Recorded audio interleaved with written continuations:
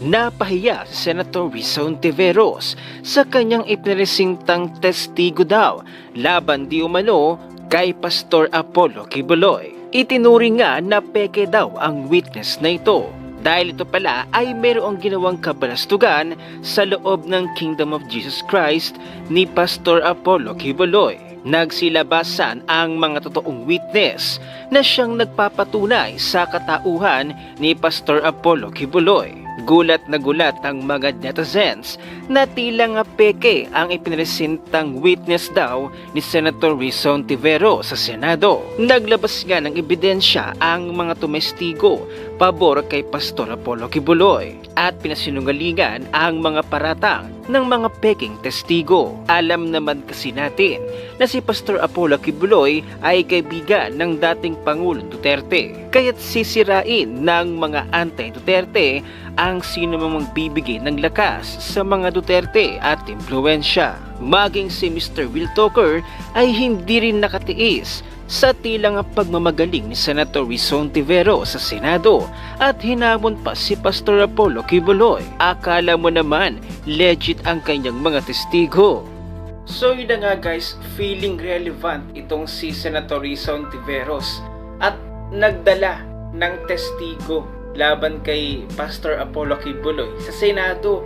Doon nila gustong imbestigahan pero napag-alaman na tila nga daw peke ang testigo na dinala ni Senator Risa Ontiveros sa Senado at mismo nagpatunay na yung mismong miyembro ng Kingdom of Jesus Christ ni Pastor Apollo Kibuloy. Nang mga tumestigo pala dito laban kay Kibuloy ay dati palang miyembro doon na may ginawang kagaguhan, kabalastugan doon sa mismong Kingdom of Jesus Christ.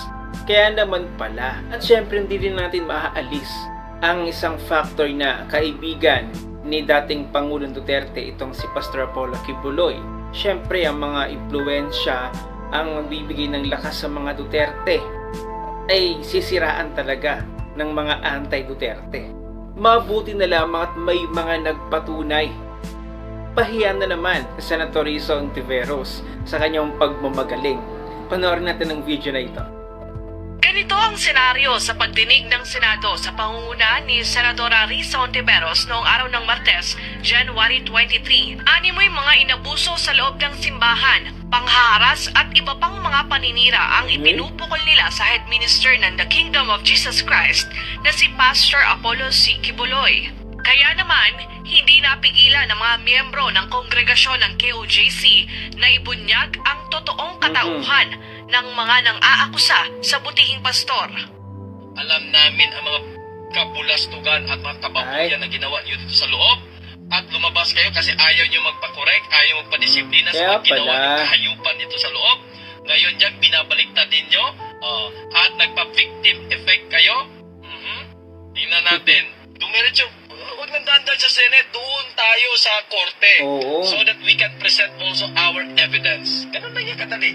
Trial by publicity lang naman dyan sa hearing na yan. Doon tayo sa korte para malaman natin at mabubunyag anong klaseng babae kayo. Pinangalanan ng mga miyembro ang mga witness sa naturang pagdinig na si alias Amanda bilang si Blenda Portugal, si alias Jerome bilang Joar Olimba, si alias Sofia bilang si Julia Titova, si alias Nina bilang si Anya Brushvan at si Arlene Stone. Pare-pareho ang komento ng mga miyembro ng kongregasyon. Nakilala ng mga ito ang totoong pagkatao ng mga itinuturing ni Ontiveros na umano'y witness. Anila, alam nila ang mga kalokohan at totoong record ng mga tinatawag rin nila bilang peking witness. Alam mo, yung mga pastoral kasi, ito na trained dito yan sa kingdom to become future leaders. Hindi naintindihan ng mga baguhan pa lang, tapos nung lumabas, kasi nagkasala dito, kinoreksyonan, lumabas. Tapos ngayon, kung ano-anong pinapahid din yung mga accused kay pastor. Na-dismiss naman yung kaso nito mga to eh. Itong si Amanda, kilala ka namin. Ito lang ang question sa kanya. If you are really raped on September 1 daw kasi siya ni-rape 2014, why didn't she tell her sister right at that day? Why she did not go to the police? She did not let herself examine. Wala. Sumasaw sa lugar niyo. Tingnan natin ano yung mga buhay ninyo. Kung hindi kayo tinulungan ng Kingdom Ministry, ako, ang baba ninyo. Minahal namin kayo dito. Kasi love one another dito. Oh. Support one another. And then, dahil lang kinoreksyonan kayo or dahil lang hindi nyo na nakukuha yung mga gusto nyong Mhm. benepisyo, bye-bye. Ganun kayo kawalang Maninira na. utang na loob. Shame on you, alias Nina, alias Sofia. Shame on you. Samantala, sa inilabas na official statement ni Pastor Apollo, hinamon nito si Ontiveros at ang mga umano'y bogus witness nito na magsampa ng kaso sa korte at doon magtuos. Para sa Diyos at sa Pilipinas kung mahal, Daniela Paulite, as Tama nga naman, bakit nga sa Senado dadalhin ng ganitong pag-iimbestiga ang kaso? Kailan ba naging hukuman ng Senado? So ito panoorin naman natin yung naging reaksyon ni Mr. Will Talker at kanyang pangbabara dito sa pagmamagaling ni Senator Risa Ontiveros. Nasaan ba talaga si Kibuloy? Naghahanda na kami. Handa na rin kami. Wala. Handa na siya, magpakita na lang siya sa Senado. Ayoko ba? Siya ang sentro ng mga paratang ng mga biktima, kaya siya ang dapat Alin? sumagot. Mga Because we're also peki. looking at the Department of Justice issuing an immigration lookout bulletin order o full departure order.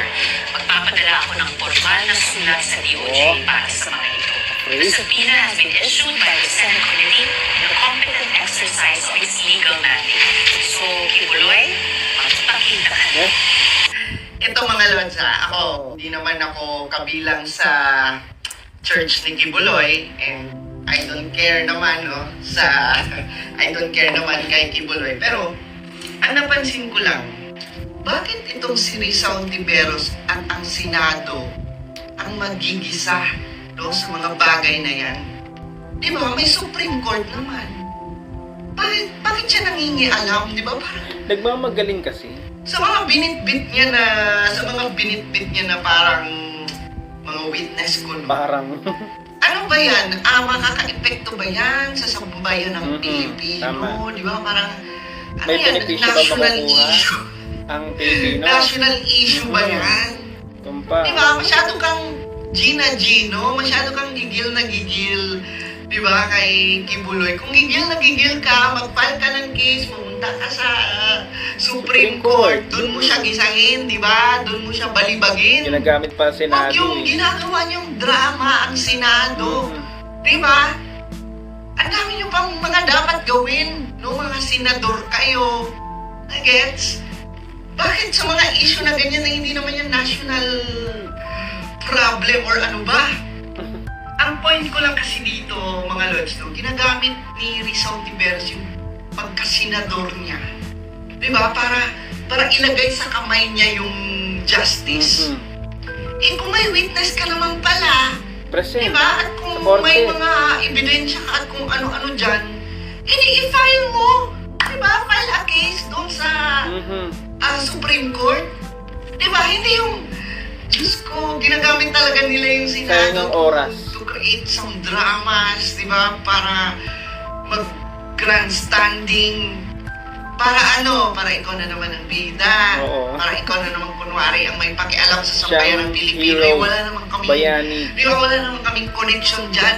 Di ba? Hindi naman yan national problem. Ay, ambot, di ba? Sa palagay niyo mga lods. Kasi ako parang naririndi na ako sa mga issues ng mga ganyan, di ba? Pwede niyo naman siguro yung isolve na walang puro satsat, di ba? Katulad kayo ni Franz Castro, no? At yung ibang mga antay, hinahanap nila sa TikTok yung mga gusto nilang hanapin. Sa TikTok hinahanap. So, like si Rizal de Veros, hinahanap niya si Kibuloy sa TikTok. Parang ang tangan nyo naman, bakit nyo naman hahanapin yung isang tao sa TikTok? So good luck na lang, Senator Risa Ontiveros. Dahil alam ko, hindi ito magtatagumpay. Eh lalo na ngayon, peke pala. Peke pala yung mga testigo laban kay Pastor Apollo Kibuloy. Dagdagan nyo pa. Dagdagan nyo pa yung mga peking testigo. Tapos galingan pa ang acting. So kung kayo bang tatanungin mga kasweet, naniniwala ba kayo sa mga ipinresentang testigo daw di umano ni Senator Risa Hontiveros laban kay Pastor Apollo Kibuloy. Gusto lang kasi nilang masira si Pastor Kibuloy dahil yan ay kaibigan ni dating Pangulong Duterte at hawak ang SMNI. At ang SMNI ay siyang programa para sa pro-government, para maisiwalat ang mga makakaliwa dyan sa Kongreso. Malaking tulong kasi ang SMNI at nais nilang mapabagsak ang SMNI together with the Dutertes. Ano ba ang masasabi ninyo mga kasweet? Huwag lang kalimutang i-share ang video na ito at kung may nais sabihin ay mag-iwan ng comment dyan sa comment section. At kung bago ka pa lamang sa aking channel, please do subscribe para sa marami pang updates.